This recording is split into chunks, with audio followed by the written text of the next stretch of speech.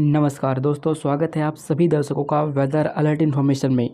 इस वीडियो में हम बात करेंगे अगले 2 दिनों के मौसम पूर्वानुमान की और आपको बताएंगे कि देश के किन किन भागों पर बारिश होने की संभावना है और किन भागों पर अब जो तापमान है वो बढ़ने वाला है।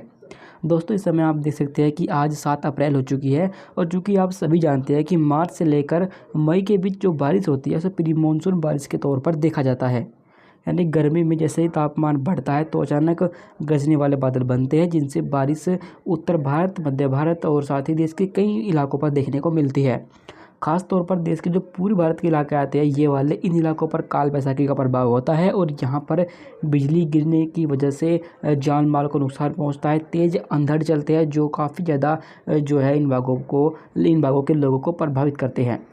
फिलहाल अभी आप देख सकते हैं कि आज 7 अप्रैल है और अभी आप देखें कि देश के इलाकों पर जो विंड पैटर्न है वो बदल चुका है। यहाँ पर आप देख सकते हैं कि यहाँ पर एक सर्कुलेशन डेवलप हो चुका है इस जगह पर, और ये मॉइस्चर वाली हवा यहाँ से इस तरीके से उत्तर भारत के इलाकों तक पहुँचने लगी है। कुछ मॉइस्चर यहाँ से भी आ रहा है अरब सागर की तरफ से, पर लेकिन अभी इन भागों पर आपको आज कोई बारिश देखने को नहीं मिलेगी। पर चूँकि हवाएं बदल चुकी है और नॉर्थ ईस्टर्ली विंड चल रही है, जिससे कि यहाँ पर तापमान थोड़ा बढ़ सकता है, पर जो उमस रहेगी वो इन भागों पर आज आपको थोड़ी परेशान जरूर करेगी। जो हमारे सेंट्रल इंडिया के इलाके आते हैं, साथ दक्षिण भारत के इलाके, इन भागों पर भी अभी कोई ख़ास इफेक्ट आपको देखने को नहीं मिलेगा। पर लेकिन हम आपको बता दें कि अब जल्द ही यानी 10 मार्च माफ़ कीजिएगा 10 अप्रैल के बाद उत्तर भारत, मध्य भारत और पूर्वी भारत के एक बड़े इलाके पर आपको बारिश देखने को मिलेगी और ख़ास तौर पर पूर्वी और पूर्वोत्तर भारत के इलाकों पर भारी बारिश होने की संभावना हमें बनते हुए अभी दिखाई दे रही है। इन भागों पर कब और कितनी कितनी बारिश हो सकती है और क्यों होगी, आइए जानते हैं विस्तार से आगे वीडियो में। आप देख सकते हैं कि हवाओं की जो दिशा है वो तो देश के इलाकों पर बदल चुकी है, पर लेकिन जो मॉडल है वो अभी बारिश नहीं दिखा रहा, क्योंकि अभी चूँकि हवाएं तो इन भागों पर बदल रही है, पर लेकिन अभी सिस्टम नहीं बन पा रहे जो इन हवाओं को एंटी क्लॉकवाइज घुमा सके और जो मॉइस्चर इनमें है उस मॉइस्चर को ये ऊपर पुश कर सके।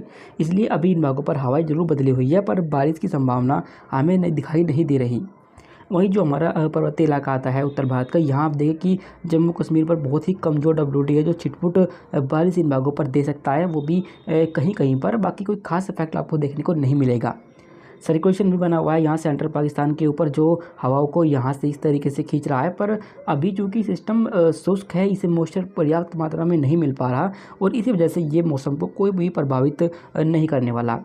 वहीं सेंट्रल इंडिया, पूर्वी भारत और पश्चिम भारत के भी आप देख सकते हैं एक बड़े इलाके पर कोई एक्टिविटी होने की संभावना में दिखाई नहीं दे रही, क्योंकि यहाँ पर भी अभी जो वेदर सिस्टम है उसका अभाव बना हुआ है। अभी हम आपको बता दें कि पर लेकिन 10 तारीख के बाद ये जो परिदृश्य है ये पूरी तरह से बदल जाएगा और इन भागों पर बारिश का स्पेल शुरू हो सकता है। पर फिलहाल आपको इन भागों पर गर्मी का जो है सामना करना ही पड़ेगा और कोई एक्टिविटी आपको देखने को नहीं मिलने वाली।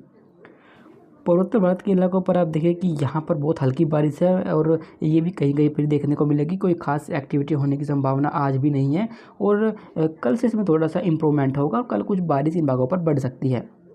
दक्षिण भारत के इलाकों पर, तमिलनाडु और केरल के इलाकों पर हल्की बारिश होने की संभावना हमें दिखाई दे रही है, क्योंकि यहाँ पर मॉइस्चर को थोड़ा सा बंगाल की खाड़ी से पहुँचेगा और इसी वजह से यहाँ पर ये एक्टिविटी हो सकती है। बाकी मध्य महाराष्ट्र, विदर्भ और आसपास के इलाकों पर तापमान बढ़ेगा और इन भागों पर आपको गर्मी का सामना करना पड़ेगा।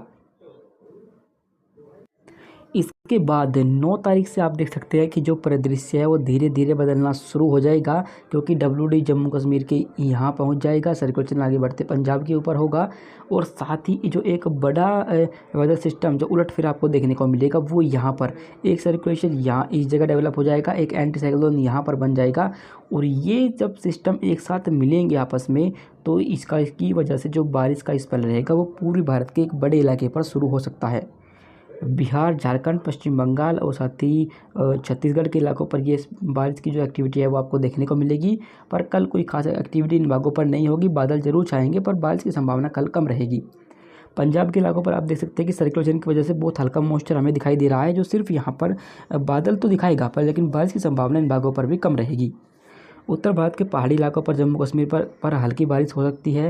हिमाचल प्रदेश की ऊंची पहाड़ियों पर हल्की बारिश होने की संभावना है। वहीं उत्तराखंड पर भी कहीं कहीं पर बहुत हल्की बारिश होने की संभावना कल हमें दिखाई दे रही है।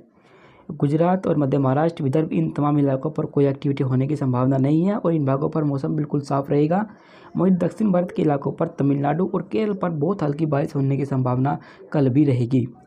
अभी हम आपको बता दें कि जो स्ट्रॉन्ग सिस्टम रहेंगे वो लगभग 10 तारीख के बाद इन भागों पर हो जाएंगे और उसके बाद ही एक बड़ा स्पेल बारिश का आपको देखने को मिल सकता है। अभी फ़िलहाल के लिए इस वेदर रिपोर्ट में अभी के लिए बस इतना ही। धन्यवाद।